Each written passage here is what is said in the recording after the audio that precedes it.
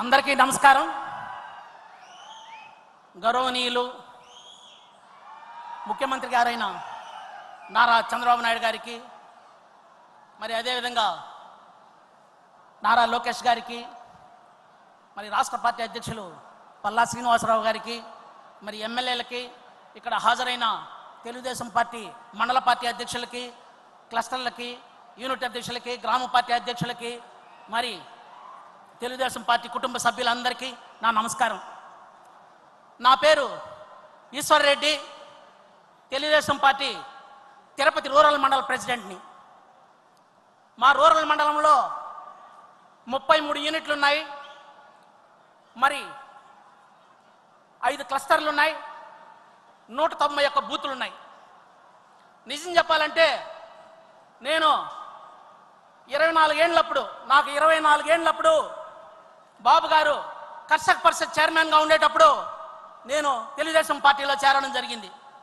ఆ రోజు నుంచి ఈ రోజు వరకు తెలుగుదేశం జెండాను ఎప్పుడు నేను వదిలిపెట్టలేదు. ఎందుకంటే కార్యకర్తకి సరైన గుర్తింపు తెలుగుదేశం పార్టీలోనే ఉందని నా నమ్మకం.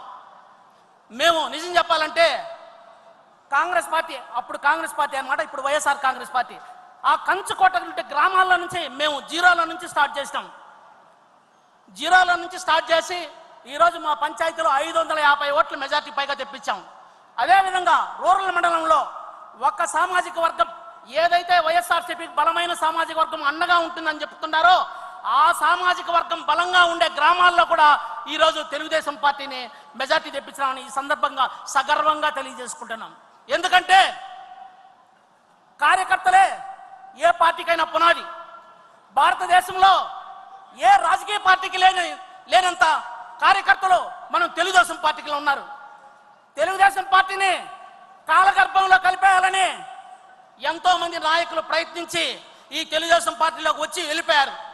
నాయకులు వస్తుంటారు, పోతుంటారు. Leaders may come and leaders may be go, but the cadre is stand for an ever. ఎందుకంటే కార్యకర్తలు బలమైన పునాది కలిగిన పార్టీ తెలుగుదేశం పార్టీ. మీకు తెలుసా ఒక విషయం, ఈ మహానాడుకు రావడానికి కార్యకర్తలు డబ్బులు లేదంటే కూడా పెళ్ళాం మెడలో పుస్తెనైనా